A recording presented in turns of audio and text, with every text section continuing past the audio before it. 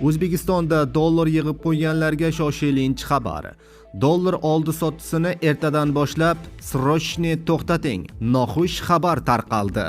Assalomu alaykum, hurmatli tomoshabinlar. O'zbekistonda va jahonda sodir bo'layotgan eng so'nggi va dolzarb xabarlarni o'tkazib yubormaslik uchun hoziroq like tugmachasini bosib qo'yishni unutmang. Like bosganlar video oxirida 15 ming so'm egasi bo'lasiz. Diqqat qiling, Markaziy bank xorijiy valyutalarning o'zbek so'miga nisbatan 29 aprel kuni amalda bo'ladigan yangi qiymatini belgiladi.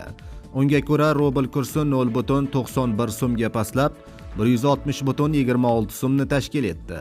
Yevro kursi 111.54 so'mga tushib 14.065 so'm bo'ldi. AQSh dollarining kursi 43.76 so'mga pastlab 12.029 so'm bo'ldi, deyiladi xabarda.